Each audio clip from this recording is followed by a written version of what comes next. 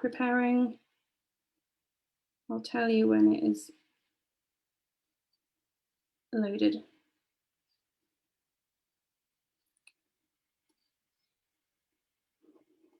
And live. Great.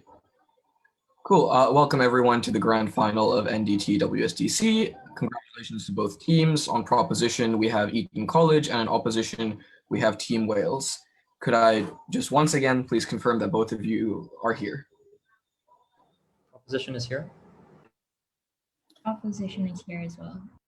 Great. My name is Abhinav. I'll be chairing, and on the panel with me are Anna, Chansol, Izzy, James, Kagya, and Kalina.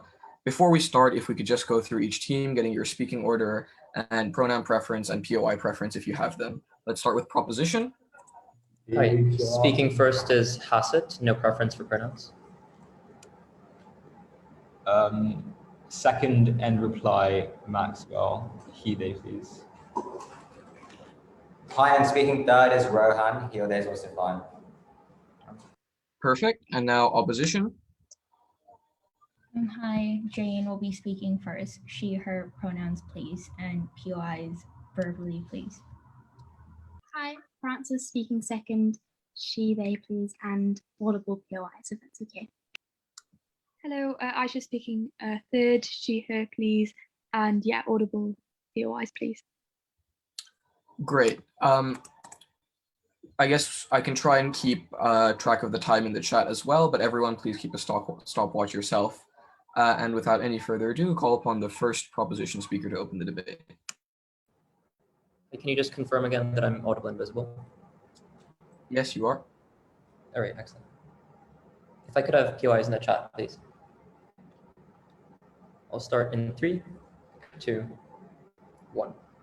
Panel, the status quo is a world in which 50% of the population unfortunately is forced to take on the burden of nearly 100% of the labor for what only can be described as one of the most important jobs in our society. That is raising the next generation of humanity without any recognition or reward. And this is something that we absolutely refuse to perpetuate on-site proposition. I'll be doing 3 things in my speech. The first is give you the context and the model surrounding this debate. Secondly, explain why we better combat sexism in society and the workforce. And thirdly, explain why we improve family structures and relationships. Firstly, let's just accept that we live in a sexist society. Proposition and opposition must engage with the fact that we live in a world where women are the ones who overwhelmingly undertake the burden of child care and take time off work to raise children. There are 3 reasons for this. The first is the wage gap that still exists to a large degree, even in the most developed and egalitarian countries, and is especially pronounced at young ages, which incentivizes families to allocate women for the brunt of the leave insofar as men have more earning potential. Secondly, in most countries, there are strong cultural expectations derived from things like historical precedent, religion, which means that women are the ones who are perceived as the ones who should take care of children. But thirdly, the fact that women give birth to children means that they're arbitrarily perceived to be better at raising kids simply because they're seen as more caring since they took care of that child and have a bond to that child. This is why, even in countries such as the US, 4 times as many women as men take parental leave after childbirth. Opposition, therefore, and the strategic significance here is very important, can't talk about a world where parents take a hallelujah, kumbaya, free choice that's optimal and utilitarian, since they need to engage with the pressures and societal norms that we describe. When parents are left to make the choice themselves, they're primarily going to allocate women to take on the brunt of the child rearing. Therefore, we think it's justified to take away choice in this instance, considering opposition doesn't have choice on their side either, if we're going to get practical benefits in terms of solvency, in terms of sexism. Our model is very simple. Immediately following the birth of the child, both parents must take equal time off work to help with raising the child. If one parent isn't currently working, we will still require the other one to take 50% of the leave normally offered by their employer, and the state will meet any financial needs if the couple is struggling financially.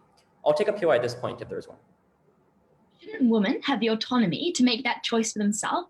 And if they're not taking equal leave, wouldn't this mean that women can go back to work even sooner if they wish to?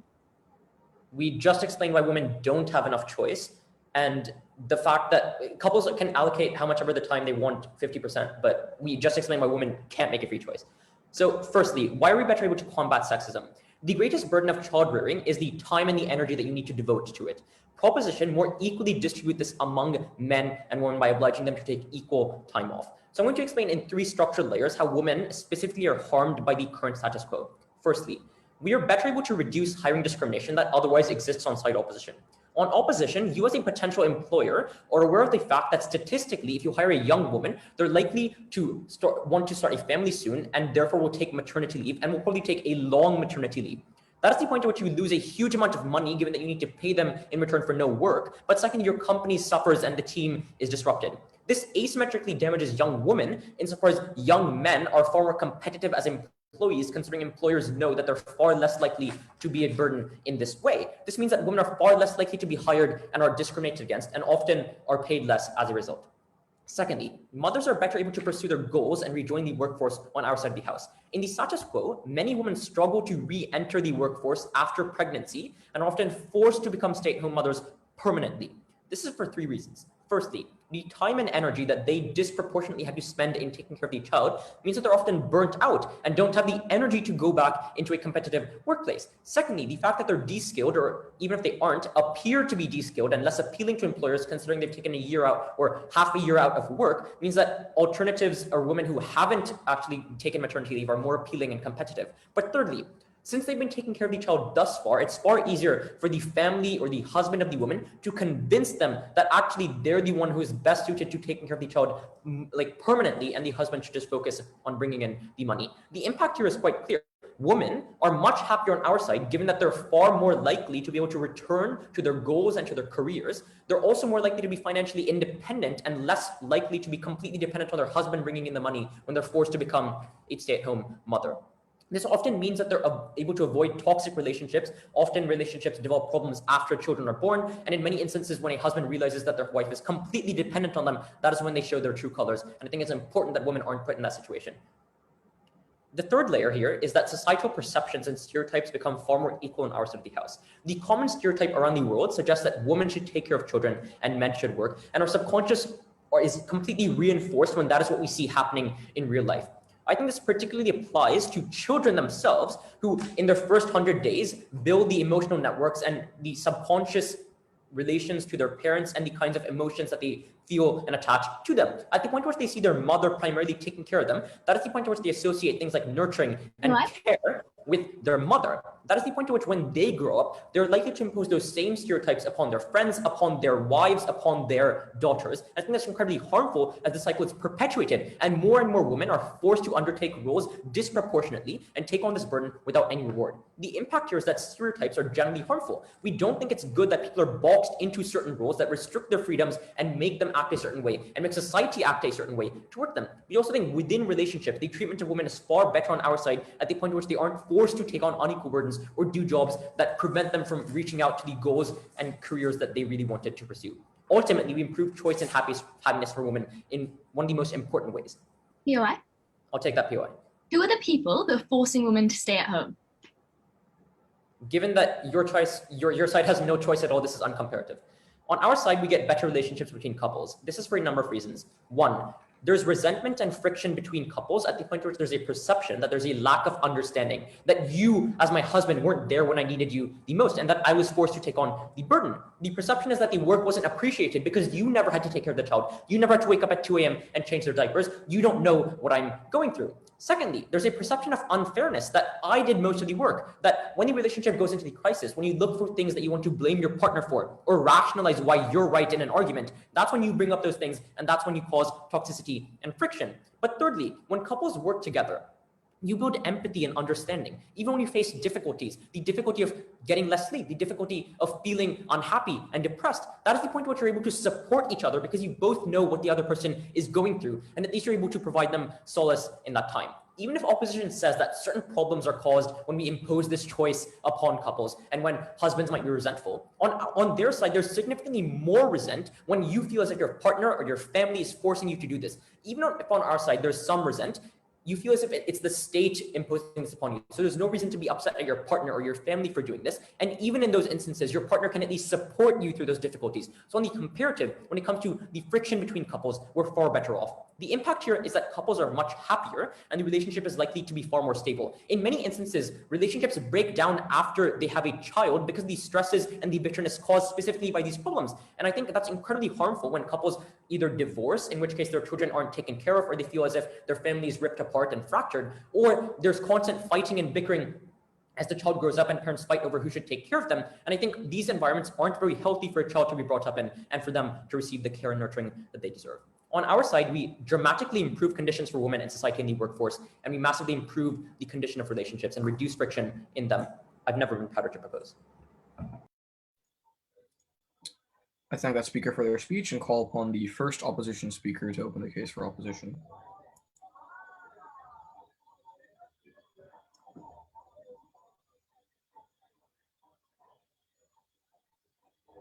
Can you hear me if I speak like this? Yes.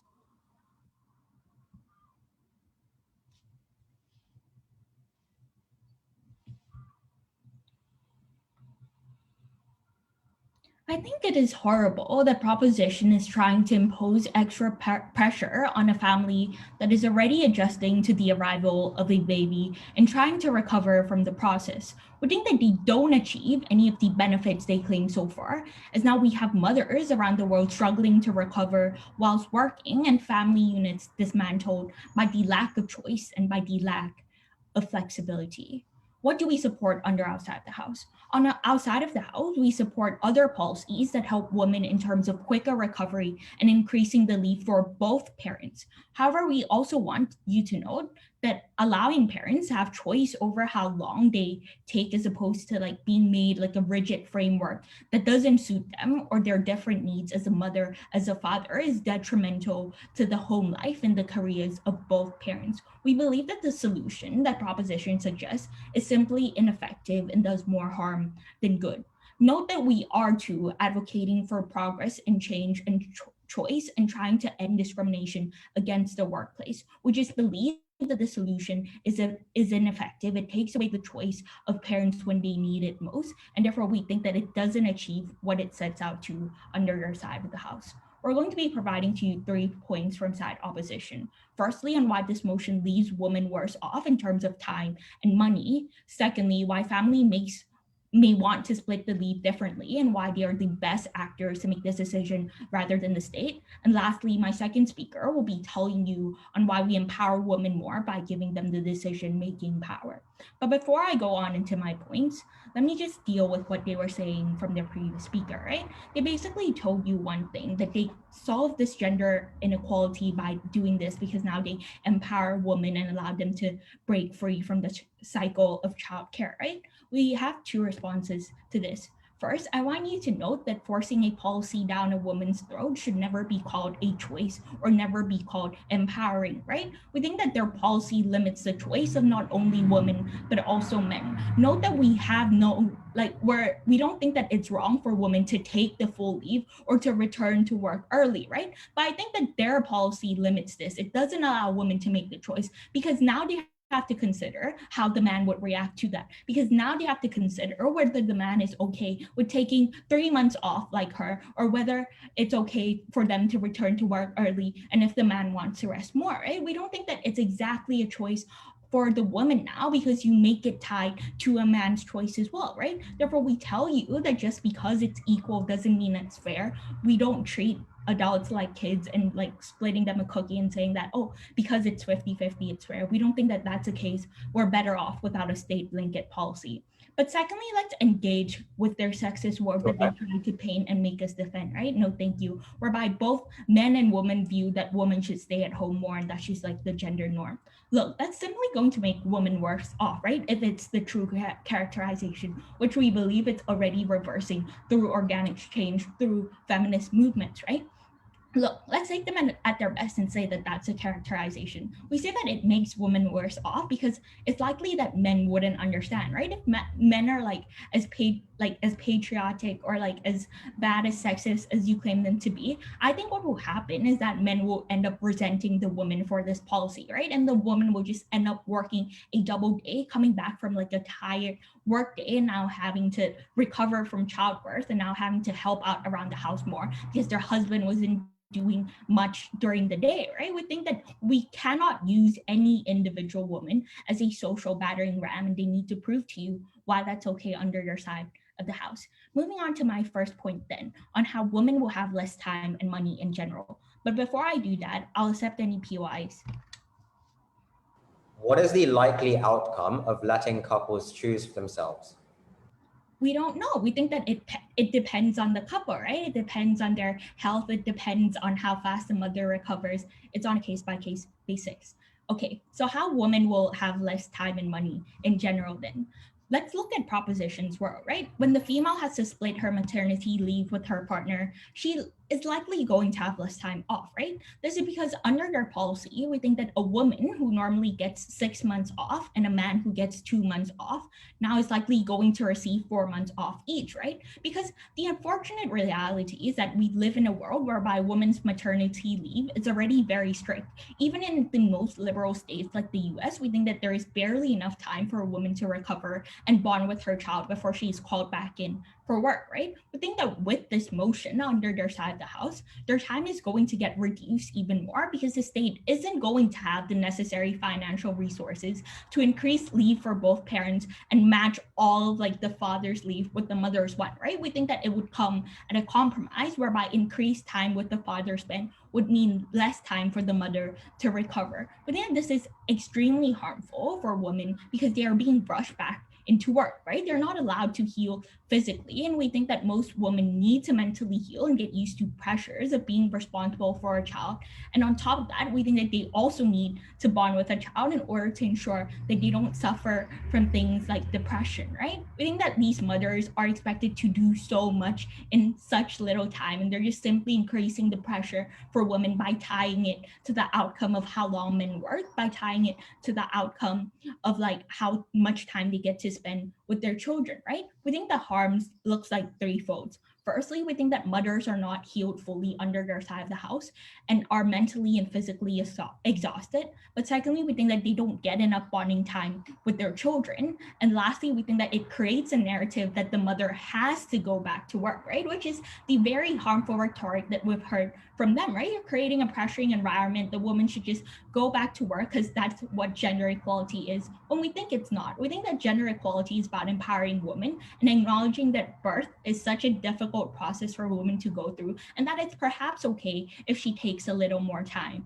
off. We think that it becomes harmful when women asks for paid leave as well, because we think that it comes at the cost of men as well. And I think it just looks bad on women because it makes her seem like a burden within the workplace because a man isn't likely going to, right? We think that unpaid leave is even worse because it comes at the cost of a family's finance, which leads me nicely to my second point on why families may want to split leave differently and why the best actors to make this decision is them rather than the state, right? We think that oftentimes children are different. Some might need special attention from one parent, might bond better with one parent. We think that one parent might be up for a promotion and is in the process of it, right? And therefore we think that it's likely strategically beneficial if they stay in work, right? We think that all of these situations and all of this like different situations that each family are in accounts for the fact that we should not be instituting a blanket policy, right? We think that these parents have the best interests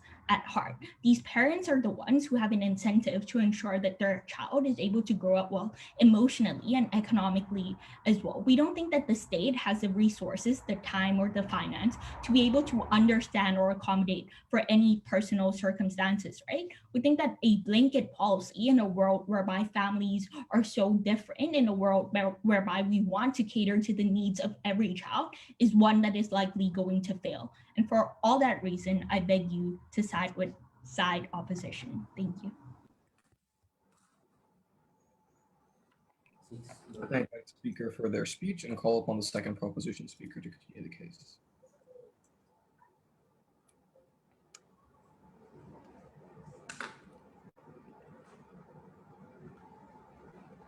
Let me tell you what flexibility and choice looks like. It looks like the status quo, where women are overwhelmingly coerced into taking far more time off, putting their career on hold so that the man can effectively go out and earn money. We want to break the vicious cycle of parental leave and discrimination. Hassett told you about an asymmetry of parental leave, which results in hiring and perceptual stereotypes and discriminations, which reinforce the existing asymmetry in the first place. You can only break that by ultimately having the state enforce some form of normality. That happens on our side. First of all, I'm going to ask, can opposition support a world where there is choice? We say there isn't. Second of all, as to why sexism is worse and women are better off on our side. Third of all, on why families are stronger on our side. Finally, on why we better raise children. So, can opposition support a world where they have a free choice? Even in the most liberal countries, sexism is a terrible problem for the foreseeable future. And I like to point out that very few countries are the kinds of feminist paradises that Prop would like to claim for themselves. Hassett told you 3 reasons as to why there's little to no rational, flexible choice on their side, and there's no response to this. First, he told you about social expectations and norms, beliefs about what the ideal family looks like, reinforced by traditional or popular culture, expectations from figures of authority, such as your own parents or religion. Second of all, we told you about unspoken and subconscious perceptions about who is the better parent or the more appropriate parent. The fact that ultimately people's past experiences mostly align with their mother being the more caring figure, ultimately we told you subconsciously means they pass those things down. Third of all, he told you about these self-reinforcing practical incentives like the wage gap, which we are able to alleviate on our side, but on their side remains a problem due to the vicious cycle of sexism, which we contextualized for you. The conclusion of the argument is clear. No, thank you. They cannot support a free and rational choice. First of all, sexism. They make a large deal out of the claim that women supposedly have less time to recover on our side of the house. It's unclear whether caring for another human being 24/7 is additional recovery. Waking up at 3 a.m. because they're crying in order to do their diapers, it's unclear why that is so much more resting than going back to work, right? Ultimately, they never explain to us why leave supposedly allows women to be far more rested on their side than on ours. Let's look at the 3 things Hassett told you and the non-responses to this. First of all, we told you about workplace discrimination. Men have a huge competitive advantage in the status quo. We alleviate the asymmetry by reducing the asymmetry in leave. B, we told you how it's incredibly difficult to rejoin the workforce the more leave that women take. On their side, they are more de-skilled, and on their side, that is when they have total dependency on men. They want to claim that women have a choice on their side when in reality they don't have a choice. It's on our side they have more choice when they are to some degree more independent. On their side, when they are more financially dependent on the male, that is when opposition take away their choice. Third of all, no response to what we told you about societal perceptions and stereotypes. Yes, we don't erase sexism in a single day, but the point is that ultimately, as opposed to erasing the supposed organic point, we accelerate it. On their side, children view the mother as the carer from the early age because of far more interaction with that mother. That's when they're more likely to pass that down in the status quo. Let's see what they told us here. They make a social battering ram claim that ultimately we harm women in order for society. 3 things here. A, on their side, women are a social battering ram to advance sexist norms, and we do not support that. Second of all, this is contingent on women being harmed, yet we prove benefits to women around the world. Third of all, the state restricts the rights of people all the time in order to ensure that society can benefit. Lockdown, conscription, all of those things. They need to explain why this is unique. Let's go on. Therefore, women are better off and we reduce sexism on our side. Let's talk about health of families and relationships. No, thank you. A significant number of harms which may result as a result of an unwillingness on behalf of a male parent. So, for example, resentment. 3 responses here. First of all, who are you more likely to resent? Your partner, your child, or the state who forced you into this arrangement? At least we push that resentment towards a healthy outlet, the state, instead of your partner. Second of all, men, insofar as men still consent to the birth of the child, given that they know this policy exists in advance, they probably have already come to terms with the fact that they have to take equal leave. So it's unclear why there is resentment. Third of all, this harm is short-term and we're able to access significant tail-end benefits. Hassett told you how this policy becomes normalized as time goes on, as children become parents, etc. And therefore we win over that longer period of time when men being parents as well is normalized. Let's go on as more bits. They say flexibility is beneficial to take into account the individual circumstances of parents. Two responses here. First of all, they assume there's some degree of rational choice by which you can take into account benefits and harms. We explain to you why rationality does not exist. Second of all, there's still ability to be flexible and plan around insofar as you can still allocate that 50-50 balance whichever way you want. They say that men will be annoyed and resentful. Let's talk about what Hassett brought you and what there's no response to. Resentment is far greater on their side when women feel like they have to take the entire burden. On our side, at least both sides can understand these struggles each other are going through. On their side, one feels as if the other isn't there for them. The other does not understand their burden. At least on our side, there's mutual understanding, there's mutual support. I'd like to take the POI. If a world is as sexist as you claim it to be, wouldn't there be no change under your side of the house? Because women would still be forced to quit their jobs and would be forced to work a double day during their maternity leave. Isn't your sexist characterization actually harming your case? No, because presumably couples want two sources of income. So they probably what you say is true that finances are so necessary, you probably want both people working. Also, we told you that over time, we're able to normalize these things, which means that men are more likely to actually accept this in the future. So we told you resentment decreases, understanding increases, and both parties can assist each other more when they understand each other's problems. Let's talk about how we better raise a child. This occurs in two ways. A, we have more assistance from the state when it comes to all the ways in which it can help with children. This is important, not only because it results in better children, but it implicitly responds to what they tell you about how there are many practical problems which may come about as a result of no more choice, there's no choice on their side anyway. This is premised on the concept that men have more political power in societies, and that there are also unique problems related to child rearing in relation to the state. For example, programs for teaching new parents, early healthcare and education systems. The problem in the status quo is that men neither know nor have to intimately care about those problems because they are relatively more distant from them.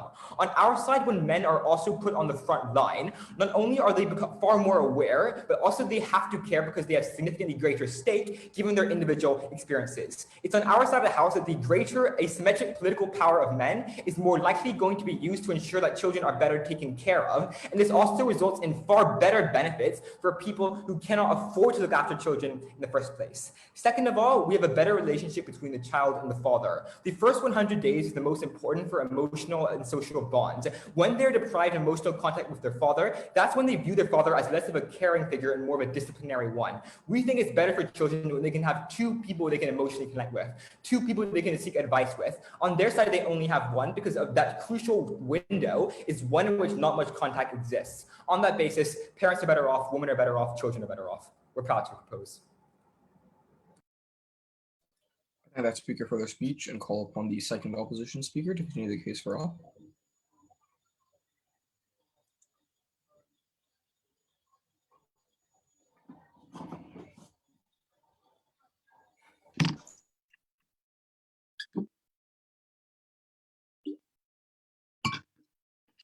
I'll start my speech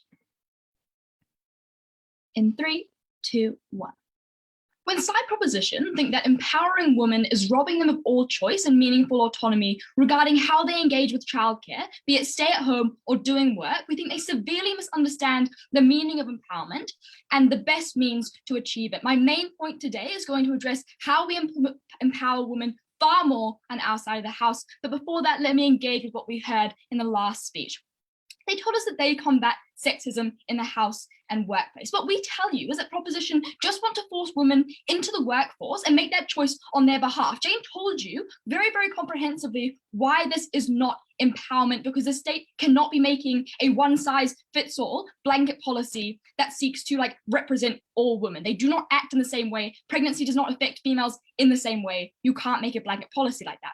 They told us that hiring discrimination will exist far worse on our side. We told you that when women aren't fully recovered from pregnancy, because now they have to have less time, because it's fundamentally not possible for you to just be like, oh, let's all just take a year off together, hurrah.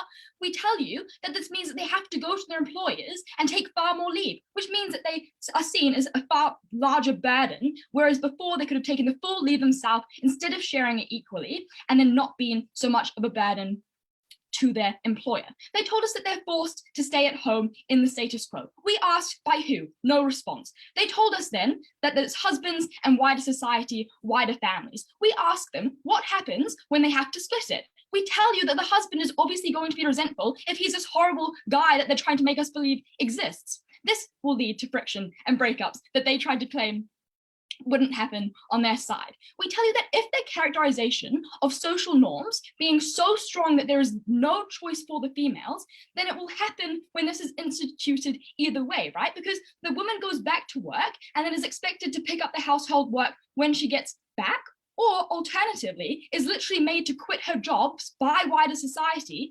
completely in order to avoid the other partner from having to also take leave. We don't think these social norms are as paralyzing as Proposition suggests. And we think that equality is occurring, and the best form of equality is autonomy, which is my main point. Another thing I tried to tell you is that women are coerced. How come the whole of the female population are having children with these toxic, selfish men? We're confused why these men are such horrible parents, and if they are, why would they be helpful and empathetic at the point at which they're forced to stay home? Proposition literally told you that these men love their jobs, want to stay there, and then are like, oh, but they won't be resentful when they're literally forced to take 6 months off. In reality, men are not like this. They probably care quite greatly about the mother of the child. They probably care about her health and success. You're literally growing a child together. You're probably going to be fairly cooperative and want the best for their child and your partner. We think what this means is that it's likely in the status quo, as gender roles are currently, that you can have cooperation, you can engage in meaningful discussions about how much the mother of your child needs off work in order to fully heal, and also probably care about her work prospects. They also told you that that two people can emotionally engage with this child instead of one. We tell you that it's not really meaningful at the point at which each parent is getting less time, and at the point at which the child's very, very young, and at the point at which you've literally told us that the only benefits you get are changing the parents who wouldn't have otherwise wanted to engage with this child, and because they're likely to engage in an unmeaningful way, we don't understand how you get these benefits. On to my point about why we empower women more. On our side of the house, we are able to better empower women so far as we think that choice and autonomy are far more valuable than dictating how men and women should act when they take leave and forcing them to comply to a strict framework imposed by the state. Let's look at Proposition's side. They've tried to convince us that the motion makes men take up a larger role in the home panel. Just because the time split evenly does not mean responsibilities are. They have to prove to us why splitting time actually guarantees such drastic change in social views, that once a woman does go back to work, she's not then expected to maintain the household and care for the child once she gets home from a 9 to 5. Seeing as paid leave is so short, why does this limited amount of time increase engagement with a child in later life either? We think that nothing changes under their side when they force men to stay home who would have otherwise wanted to work. Not only do they put them, the family, in a worse financial situation at the point at which these men would have probably wanted to continue work because maybe they had a better paying job, but it means that they also engage fathers to stay at home who would have otherwise not wanted to be there, which we have told you is so harmful. Let's look at this idea of a double day, right? Because on the whole, we think that women do most of the housework than their male counterparts, especially if we're taking side Proposition at their very best. We think what realistically happens on side Proposition's side of the house is going to be not a 50-50 split of engagement at home, but instead a woman doing the double day, where both partners have paid jobs. Women often spend significantly more time than men on household chores because of these traditional roles that side proposition wants us to believe. I'll take your point. Free choice only exists for individuals who are relatively free of societal expectations and subconscious norms. Is that really the status quo? Completely. This is literally what we're saying. And I literally had engagement about, even if it's not the status quo, and even if we take you at your best, why you're not going to get all the benefits you claim about having frictionless relationships, having no resentment, and having major gender equality all of a sudden. I've engaged with this. We think that your model does not change anything, right? Women are put under a greater pressure under your side of the house and have more work to do because they haven't had any autonomy over when they go back to work, and the state can't consider parental leave on a case-by-case basis. We think, like, fundamentally, each case differs and each case is subjective, right? Because we don't think you can just say all men act in this way, all females act in this way, all parental relationships look like this. We think each relationship and partnership should be able to determine what is best for them. That is how you get equality. That is how you give women power. We believe it should be the right of the woman, seeing as she's very vulnerable, to be able to access full time. We think that couples are able to make decisions themselves, meaning men and women have equal decision power, which is far more meaningful equality. We recognize that when both parents are far more likely to be engaged when they've discussed the options and come to their conclusion by themselves. If we think we implement props models, these individuals are likely to feel resentment, annoyance, as I've already talked about. We think that actually, notably, this can be either parent feeling this way, right? Because at the point at which you feel like you haven't had a say in whether you want to go to work or stay home longer, we think that either parent could feel resentment about this. We think that empowerment to women isn't incentivizing women to go back earlier, but giving women the choice to decide what they want. And this choice is only available on our side of the house. Notably, we think there's nothing wrong with a woman choosing to take full leave if that's what she wants, especially as motherhood makes many women choose to stay at home with their kid because of the close bond they feel. Motherly instinct, which is natural, completely fine. This is autonomy, and we think this is what we should grant to women. There is also nothing wrong with a mother wanting to go back super early, after only a week, for example. Under Prop's model, this would mean that the max time the father could get is also a week, which is highly problematic. It's a problem with their model. It removes all choices. You don't empower women by making another choice on her behalf and asserting that all women are the same. I have never been prouder to oppose.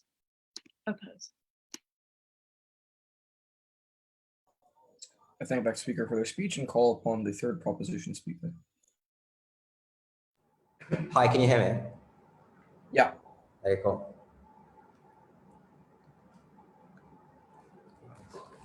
I'll start in 3, 2, 1. Second opposition asks us, who tells women to stay at home?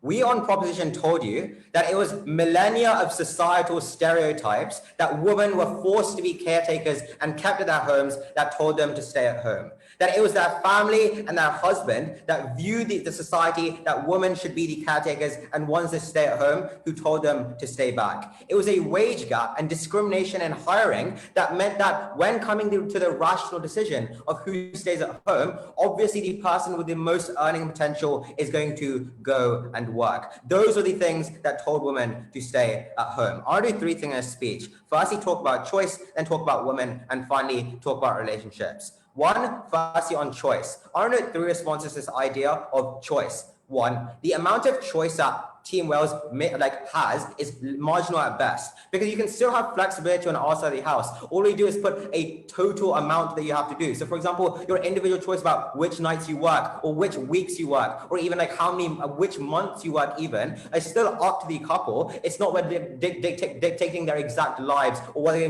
going to do every single day. I would put that there's a significant degree of flexibility there. But the second response that Maxwell gave is that you can still plan around the model. Presumably you had a child in the full knowledge that this motion exists and that you will have to take 50-50 time off. Therefore, I would posit that choice does not matter, panel, because you're the one who made the choice to opt into the system in the first place. And as a result, it's unclear to me what choice you do decrease. But finally, let's take opposition at their best and assume that couples are going to make a perfect, rational choice. The killing response to note here is that we still get extra state support for children. If the perfect choice was 60-40 woman-man, but we're imposing 50-50, that isn't far off. But on our side, we have the extra state support when men actually realize what it takes and what is needed in the state healthcare system to better support people like couples, etc. So on our side, even if the split isn't perfect, we're able to overcome that split and like massively increase it when we're able to get extra state support from an extension that from Maxwell's extension that wasn't responded to. The third and final response I want to note here is that even if couples have limited choice now, choice in the future is massively increased. Because as Hassett tells you, when women are financially now dependent on their husband, when they're being forced to stay at home and look after their child, even if they had the perfect rational choice to stay at home there, now that woman has no choice for the rest of their lives because she can't ever leave that relationship. So I would posit that I'd rather have that situation insofar as I'd much rather maximize choice in the long term. The next thing second opposition says is that men are unlikely to be or could not be good at child rearing. I would posit that for 3 reasons this is untrue. 1, men are forced to be productive, i.e. take their child to daycare or look after it because the woman is literally working, so the only person looking after the child. 2, they have a child, so they presumably care about their child and are going to look after it to some extent. It's highly unclear to me why they would just neglect that child or just not do anything about it. But 3, I would posit that opposition fall prey to the exact same stereotypes that we're trying to break on proposition, that men are seen as disciplinarians, that men are seen as people who should not be connected or intimately care about their child in the status quo. What proposition are able to do is give men the ability and give them a platform to access that relationship with that child, which on opposition they would be denied. It's for those reasons that men are going to be more like close to their children and have developed a better relationship. Again, Maxwell raised an extension that was never responded to. I'll take that POI. So if fathers are so loving, which we completely agree with, surely they would have the flexibility and ability to engage with their partner in a meaningful way to decide what's best for her, what's best for her future job prospects, etc. Okay, when you think and rationalize things as a couple, you think about what both of you would be optimal for both of you. And as a result, if I'm going to choose as a couple what's going to be best for me, I'm going to choose the person who's going to make the most money. And has to prove to you in his first reason why that's likely to be the man due to the wage gap we see in the status quo. But it's not only the man talking to the woman, it's that there's an entire family here. Often your parents are telling you other things, but also societal norms and expectations that we told you in our first minute that were never individually grasped or grappled with. Secondly, on women, they said that men would resent the woman, and this was second ops hallelujah, that even if we take propositions at best, and society is incredibly sexist, all that means is men resent the woman. Panel, I just want to take a plausibility check on this. If the state forces me to do something, like for example, if the school forces me to be friends with someone, doesn't mean I resent the person who I'm forced to be friends with. I resent the person who made me be friends with that person. It's highly unclear to me why I'm going to resent the other person, rather resent the authority that is doing that. But 2, I would posit that this societal stereotype gets normalized in the long term. And finally, I would posit that parents are able to plan ahead in the future and weigh up how it's likely to affect them. And as a result, this resentment is highly unlikely to accrue. The second thing opposition say here is that women need time to recover. Panel, why is waking up at 3 a.m. every day raising a child so known as recovery? Everyone knows that childbirth and child rearing is quite possibly the most stressful time of your life. I think it's quite reasonable that actually going to work is recovering, not looking after the child. The next thing they said is that women are used as social battering rams. 2 responses. 1, I would posit that women in the status quo are used as social battering rams to prop up the patriarchy that exists. I.e., they're the ones who are forced to stay at home and used as battering rams in order for the men to go and do jobs. But secondly, opposition paint women as victims of this policy. Actually, I would posit that they are winners. It's by the outcome of this argument. Finally, and this is their final push on second op, is that men are likely to kick women out of jobs and that is harmful, etc. I want to note a few things. 1, they missed Hassett's model. Hassett's first 1 minute was explaining why society forces women to stay at home, but also he modeled out that the possibility that men would tell women to quit and therefore they would no longer have to do the shared parental leave, we modeled that out. But two, I would posit that this is frankly ridiculous. If two people are working, then you lose a whole source of income, and that's just not financially viable because, panel, raising a child is incredibly expensive. So I would posit that if you're just going to tell the woman to quit her job and not take any of the paid leave, that's incredibly unlikely. But three, I would posit that men are just unlikely to kick women out of their jobs insofar as they're literally having a child at that moment, which is already incredibly stressful. Now they also have to have discussions about whether or not the woman's going to continue her job, whether or not she gets fired, whether or not she's going to quit. Finally, on this idea of relationships, they say that we cannot have a system where relationships are completely frictionless, whatever. Panel, it's about a comparative. On which side of the house are relationships between couples with less friction? I would posit it's the proposition, because we tell you that if there's going to be a net amount of resentment for the amount of time you have to raise a child, that the majority of that resentment is now passed on to the state. It's unclear to me how couples are going to actualize that resentment to any meaningful manner. And as a result, it's unclear to me the end outcome of what that resentment is likely to be. But two, I would posit that resentment between couples is a lot worse when men and women are forced to take this decision. But third, new response, when men and women have to perfectly rationalize their choice and discuss who's going to look after the child, I would posit that there's likely to be arguments. There's likely to be a lot of there's going to be a lot of pointing fingers at each other that I don't want to do it, why don't you do it? But when the state makes that decision, that's when you cut out all those arguments because someone has imposed that decision for you. And it's for those reasons that I'm proud to propose. I thank that speaker for their speech and call upon the third opposition speaker.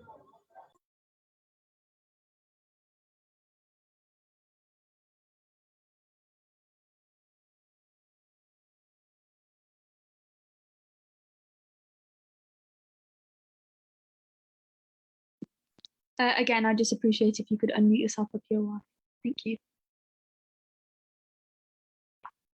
Panel, side propositions characterization of these huge societal norms that are really damaging to women and to men is detrimental to their own case, and I think they've kind of conceded that quite a few times, but are quite confused as to how, and I think I'm going to be taking you through that in my speech. But first, what did we tell you? So we told you three things. We told you that prop ignore the needs for women so far as in they don't give her the time that a woman would need to recover or to bond with her child, because now they're having to split leave, which is so essential. 50-50. I mean, they've completely ignored the fact that some countries only have 12 weeks of leave when it takes roughly about 2 months to recover, to stop bleeding, to perhaps get over depression. Well, we don't even think we think you need longer than that. We think the 6 weeks is insufficient, and we think that they completely ignore that, and so far as it comes to the needs of women. Secondly, that the state is an ineffective actor so far as it doesn't know the individual circumstances of every single family, and it doesn't know what would be best as a family unit. And thirdly, we told you that female empowerment is so necessary and that it's only present at the point at which women are given a right to make their own choices, and that a choice isn't forced down their throat. So essentially, we think that some of these things went unresponded, but regardless, I am going to do some rebuttal to their case as to what they said. So first of all, they talked about how working is more restful for a woman than caring for a child. So we think that after birth, women suffer from pain, they suffer from bleeding, some can suffer from depression, amongst just a few things. And there is a reason why maternity leave exists in the first place, because the state does recognize that being at home, even if they do have to care for a newborn, which by the way, we don't think the newborns are monsters that are constantly you need to take that time. We think that babies do produce human growth hormone while they're sleeping for a reason. Babies are sleeping quite a lot, but we do agree that it might be difficult. But regardless, we think that is more relaxing because women aren't subjected to a fast pace of routine or overexerting themselves, moving here and there for their employer, moving boxes, perhaps sitting at a desk all day, really hurting their legs. We think that that is more exerting. We think that the state recognizes that so far as there is maternity leave in the first place. Childcare is hard, yes, but waking up at 6 a.m., driving to work, having to work the best of your ability as not to be fired, and then to come home and do all of the housework, because again, Prop did agree that women are stuck in the role of home carer, and we did tell you that this will lead to a double day's work, which I'm actually going to be exploring more. We think this is much, much harder. Essentially, do Prop just want no maternity leave for women then, if they think that they recover better at work? We're confused by their case. But again, if we do take their best case scenario, that for some women they do perhaps recover better at work, we told you that childbirth is different for everyone, and thus a blanket policy is not going to cater to the medical needs of all women. It is far better to let women choose the time that they need, and we think that that is the main thing. They haven't defended why a blanket policy specifically is best. Secondly, they talked about how women have better career prospects on their side of the house because now they're returning to work earlier.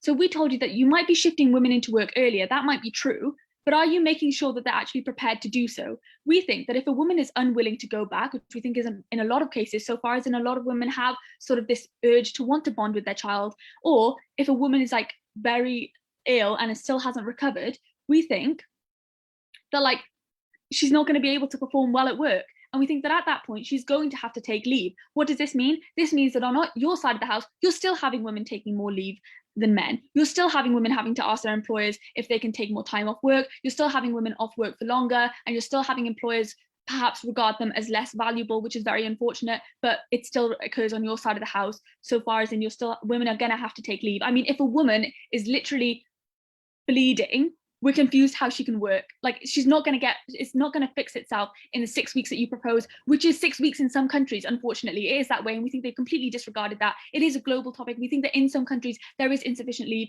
She's not going to be able to work. She has to take leave in that case. She has no choice. And you've still got the same problems of like her taking more leave and employers regarding women as less valuable, unfortunately. Also, they talked about how they have flexibility. They told us that like a parent can now choose which days of the week they're going to work. We think this is a weak mitigation at best, so far as women are still having reduced leave and are still having to ask for more if they're unrecovered, and they still can't choose to go back to work early if they want to. The flexibility of forcing a policy down someone's throat is very, very little. But onto the main point of clash about on which side are women better off. So we told you that on our side of the house, women and men have a choice of how they decide to split their leave. And this results in a few things. Firstly, women are empowered by actually being given a choice of how to split their leave, which we think is actually their right. And secondly, they're not forced to return to work earlier just because their partner wants less leave. Yes? Women around the world are often financially dependent on their men because of the experience and skills they have lost as a result of this kind of leave. Does that really mean they have more choice? Okay, so first of all, I think that there are plenty of, in fact, more women going into STEM, more women working now than ever. Women are still giving birth. So we don't think that giving birth means you lose your skills and your expertise. Yes, you might be shaken up a bit when you return back to work, but we think that that's normal. We think that women can get through this. We actually think women are a lot stronger than you do. We think that they can do this. They've been doing this for years, and we're getting more women in STEM, more women working regardless. But yeah, so we think that that's like completely false. And I can't actually remember what we said now. But anyway, so essentially, in response to this, Proposition told you that it's worth removing this choice because firstly, women don't have choice in the status quo due to societal norms. And secondly, apparently Proposition give women what they want, which is almost definitely to be working. So in response, we told you that this isn't true for a few reasons, because we think that prop are engaging with an extreme from very, very long ago. We think societal norms of women being the child carer are being pushed aside day by day. There are more working women, there are more women in STEM, and we think that women are very strong and capable to go back into work as they have been doing for years. And in the majority, women are not slaves to their partners or society and are doing what they wish, be that working or staying home. We think that is in the majority of cases. But if we do take them at their best, that these standards are rampant, we think that there are a few problems with their case regardless. So we asked you why split leave ensures split responsibility. We think that that's one of their burdens, especially since that's like the main thing that their whole case is contingent on, is that they can change societal norms. We got little analysis as to how the proposition will ensure that now women aren't still seen as child carers, and how they will ensure that the home roles are split evenly too. We think that if you're characterizing men, this is where societal norms come to the detriment of your own case. You keep continually talking about how men don't care about the home, they think that women are the child carer. How is it that now a man has been forced to sit at home, he's suddenly going to open his eyes and think, wow, now I have to take care too? We don't think that that's going to happen. We think you have to give us proper analysis, and we think it's too late fairly to do that, as to how you get from X to Y, how splitting the roles suddenly means that now men are going to think that they also have an equal role and duty in the home. Splitting leave does not equal splitting responsibilities. And if we do take their best case that these norms again are so strong, how are they going to ensure that men can change their views just because he's forced at home? On your side, instead, all you get is women doing a double day, because now they're going to have to do the role of home carer if we do take your best case scenario again with the societal norms, and they're going to have to work and they might not be fully recovered. So we don't understand how that kind of works for women. Furthermore, we think this idea that prop is giving women what they want is disempowering in itself. Empowerment isn't people deciding for you. It's being given your right to choose how you lead your life. Proper under the guise that working is what all women want, we told you that it's perfectly acceptable for men and women to choose if they want to go to work or if they want to stay home. Both choices are perfectly acceptable, and both choices are only available on our side of the house. And they told you that women are apparently going to be forced at home if they're like being paid less, or that the partner who's being paid less is going to stay at home. First of all, we think that like if you have good partners, which essentially we would hope, but we can't really stop bad partners and like abuse on either side of the house, but that there's going to be like equal sharing. But like regardless, we think that as they are a family unit, and so they can decide as a family unit, we think that's fair to make a few compromises. The only response we got to this was that men will understand more as a role of childgiver, child carer. But again, we told you that your sexist characteristic severe is your case, is very severe to your case, so far as in a 50-50 split doesn't mean 50-50 split of responsibilities. And as such, because we think that their characterizations come to the detriment of their own case, we would urge you to oppose the motion. Thank you. Thank that speaker for their speech and call upon the opposition reply to close the opposition bench. Can you hear me if I speak like this? Yes.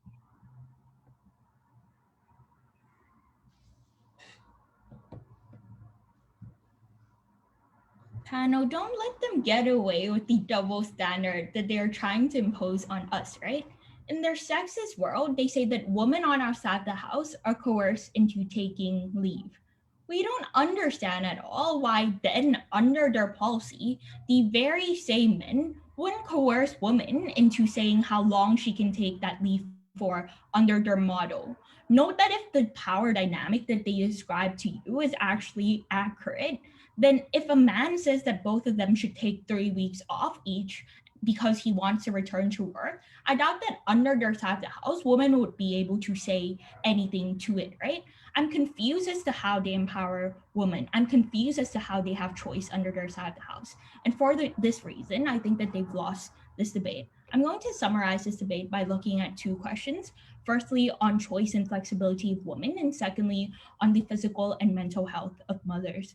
Firstly, let's look at choice and flexibility, right? Look, we made it clear that for this debate to function and for them to reap the benefits of changing societal perspective that they choose to talk about but never prove to you, we need to debate in a world whereby most men are reasonable and that most men exist on a spectrum, right? Given that we have established that, let's look at who actually gives more choice and flexibility. We say that we do, right? We told you since first that different family scenarios demand different leaves to be split differently, and that's the ideal situation, right? That different family might need a 60-40, some might need an 80-20. We didn't hear a response to this until third, whereby they say that they are okay with this trade-off, giving you an example of 60-40. We think that this isn't enough for 2 reasons. Firstly, we think that it's a bit ingenuous, right? Like you're using a 60-40 example. You're not really trading off much here, right? We told you that pregnancy is just a traumatic experience, right? Women might have postnatal depression. They might have to stay at home longer. It might have to be a 90-10. It might have to be an 80-20. Why then are they still okay with it? But secondly, I want you to note that this trade-off never deals with the reality of the reason why maternity leave is longer due to health concerns, right? We think that the fact that maternity leave is longer is not a reflection of a sexist society, but rather a reflection of a society that accommodates for women's need. But let's explore the world that they want to talk about and assume is true, right? Which is the sexist world. We think that they dropped this in third because they realized how unrealistic and how damaging it was to their case. Let me tell you why women still have less choice under their side of the house for 3 reasons. Firstly, I think that it mitigates any impacts that they have or that they bring to you, right? In terms of the sense whereby men now become more empathetic, right? Because we think that you can't change the ideology of a sexist man just by having this policy, right? Because we think that so long as they view that the job of the woman is to take care of the baby and theirs belongs in the workplace, don't know how 3 weeks of spending time with their child is going to change that. Secondly, we told you in our reply introduction that men will be making these choices about how long leave will be taken under their policy. And lastly, I want you to note that we believe that women shouldn't be used as social battering rams for bad behaviors of men, right? We think that sexist men do exist. It's just a small minority. But that doesn't mean that women within their household have to be working double days, have to be taking more responsibility, right? Because we believe that if they can't guarantee that this change will happen, if they can't guarantee that this policy will result in equality, then why is it that women have to go through this, right? We don't get it. Let's look at physical and mental health of women quickly, because we think that it's an extension of a result of a lack of choice. We say that maternity leave is already far too tight. They never responded to it. We don't want to rush women into the workplace by the very rhetoric that they use. Look, they tell you that all women recover the same. Their inability to trust women to make their own decision has cost them this debate. For all these reasons, side with side opposition. That's speaker for your speech, and now prop reply to close the debate.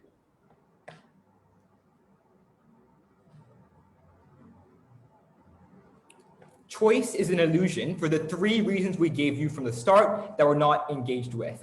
And the fact that choice is an illusion is terrible for their case in a few ways. First, the rational utility calculation by which they achieve the optimal trade-off does not occur. Second of all, the principles of empowerment they seek to achieve are not more achieved on their side.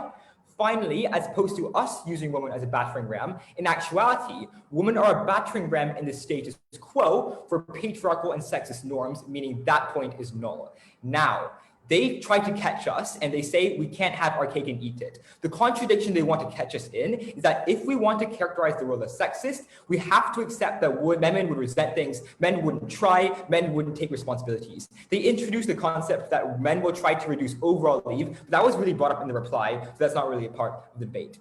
We took the concept of greater resentment and men not stepping up down in 4 ways. Each way it was never really engaged with.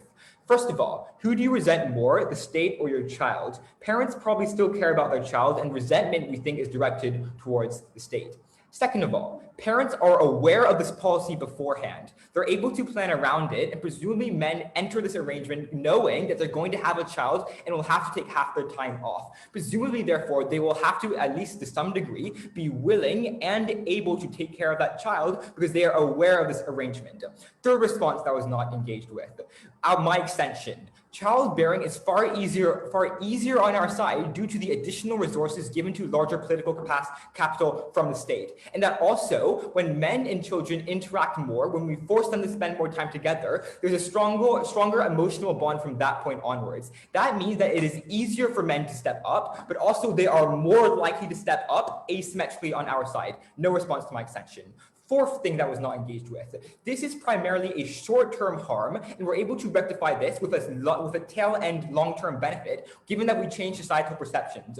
The things we talked about in terms of sexist norms aren't static. They change depending on people's experiences. And when children grow up spending half of their most formative time with their father, to some degree being more caring than on their side, children or people in general are far less likely to accept these stereotypes that men are the ones who cannot take care of children.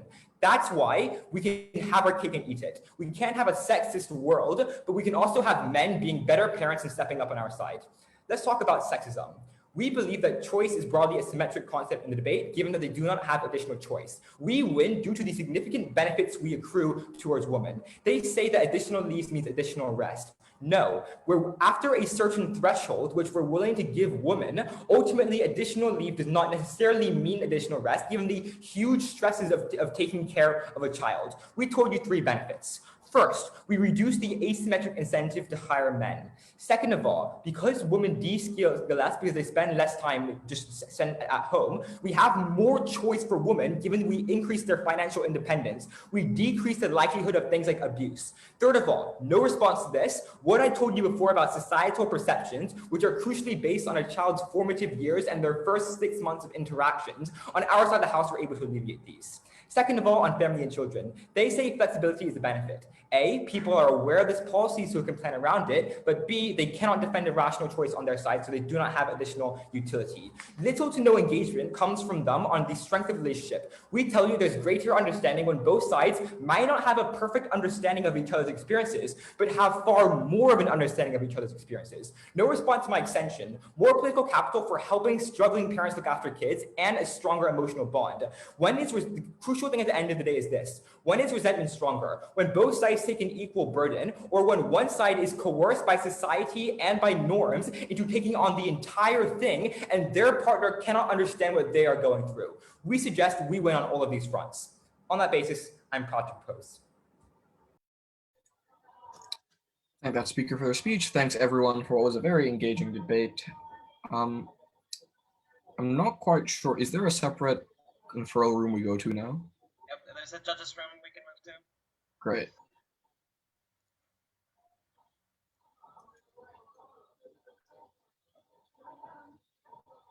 Yeah, to the judges room.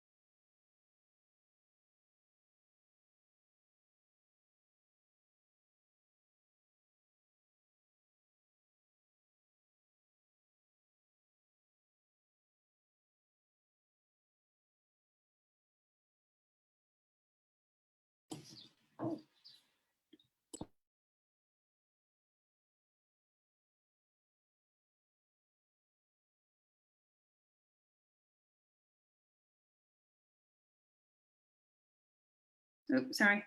We'll be returning with the results and the awards once the adjudicators reach their decision, but we appreciate your patience if you can bear with us in the interim.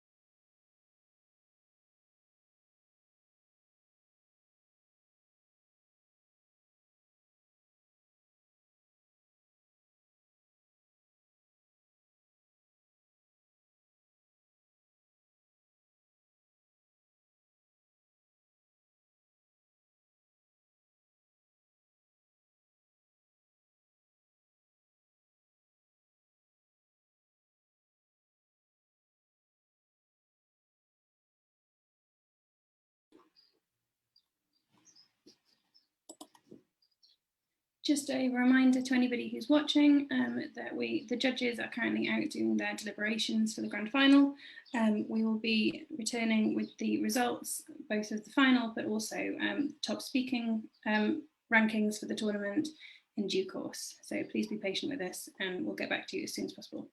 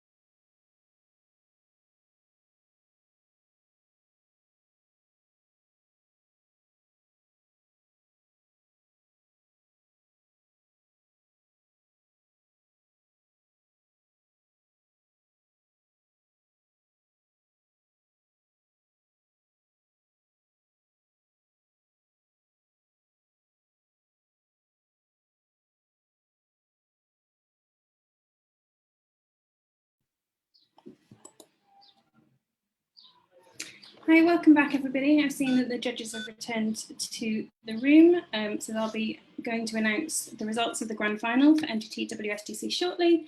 Before that, and before I hand over actually to the rest of the CAP to also announce the best speakers for the tournament, I'd just like to say a few thank yous. Firstly, to the CAP themselves, so Shamila, Kalina and Crash. They've done a huge amount of work for the tournament. They do it entirely on a voluntary capacity, and we literally couldn't have run it without them. Their expertise, both in running tournaments and judging tournaments, have been incredibly invaluable for this tournament, and we hope the teams have benefited from their expertise as well as we have organisationally. Also like to thank Chris Hoyam, who has been managing the tab throughout the tournament. Again, something that we couldn't have done without him, and he's also put in a lot of work in the last couple of days, and I'm sure that's also something that the teams are grateful of, and being able to see all the results that they have achieved and the overall results of the tournament so promptly and quickly. So thank you to Chris, Crash, Kalina and Shamila. And of course, thank you very much to all the judges and all the participants in this tournament. We hope that you've had what our objective was an educational, competitive and fun experience. If we host the tournament again, which we'd really like to do, we hope to see you again then. And for those of you going on to participate in other tournaments, we wish you very best of luck for those. We hope that this has given you a great platform to continue to improve. And congratulations to everybody who got to the grand finals, who won their debates throughout the course of the tournament. And of course, preemptively, huge congratulations to the two grand final teams. I wish them very best of luck for about to receive the result, but they should both be incredibly proud of the performance they've put in, regardless of the outcome. Thank you very much. I'll hand over to Crash, I think now. Hi everybody, it now falls to me to announce the prizes that we're awarding at this tournament. But before I do that, I would just like to add a word of thanks to Beth Warburton, who has been an invaluable organizer of this competition and has been doing so much behind the scenes for the last 48 hours to make sure it's all happened so smoothly. So thank you very much, Beth.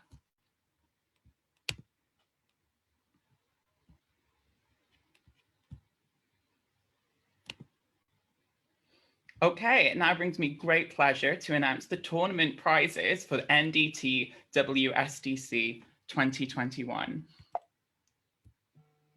And we are going to be starting with the top 20 best speakers of the tournament.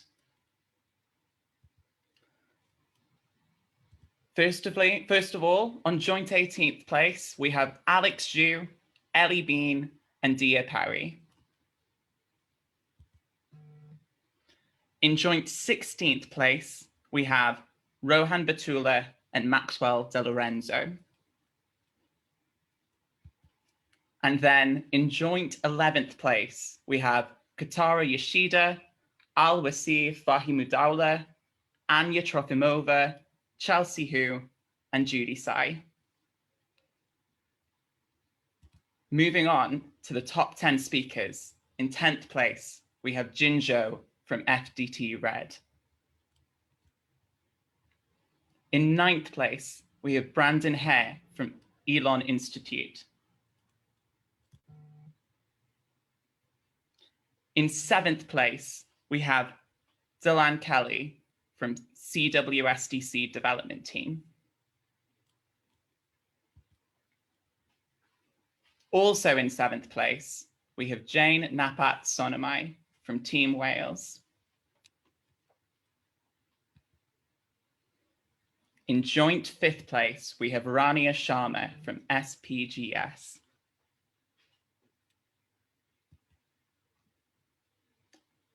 Also in 5th place, we have Angie Lay from GLSA ATZ.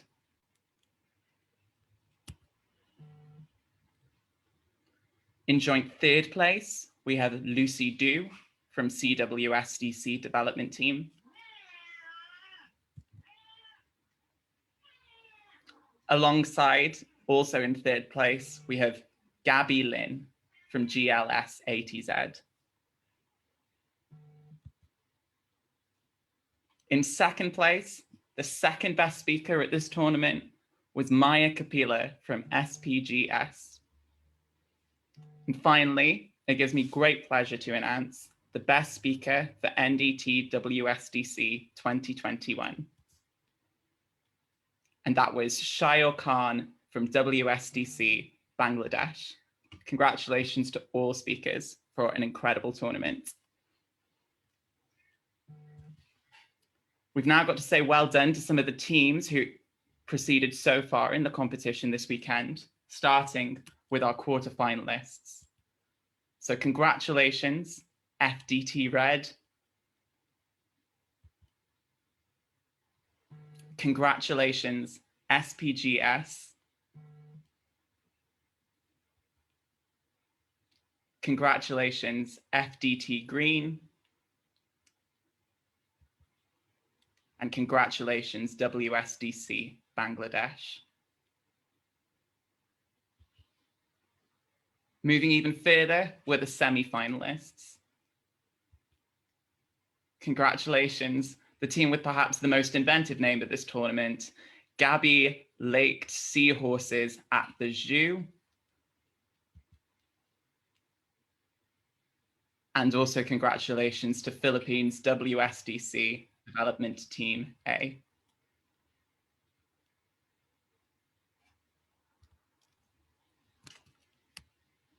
Now, those are all the rounds that we're able to announce so far, but we've now got a decision from our final panel for the grand final, who will be announcing the winner between Team Wales and Eton College. So it gives me great pleasure to hand over to the judges from that round to announce their decision. Chansol, are you able to announce the decision? Sorry, not Chansol. That's the wrong person. Who's here to announce the decision? Is Abhinav here? I'm not sure Abhinav is here.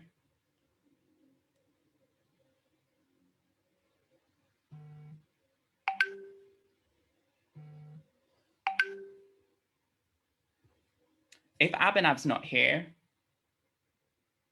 and if we can't find them,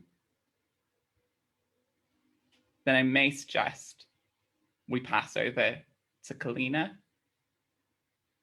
or to Chansol. Chansol, are you happy to give the results on behalf of the grand final panel?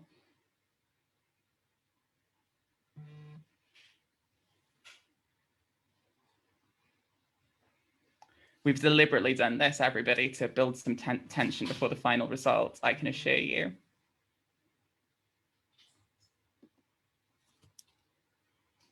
In that case, I'm going to pass over to Kalina, who's going to announce the results of the grand final panel. Over to you. Fine, we stressed the teams enough with that. Okay, first of all, just to say very well done to both teams for what everyone in the panel thought was an excellent final and very interesting. We had a very interesting discussion on several of the points, and for everyone, it was quite a close call. I'm just prolonging it at this point.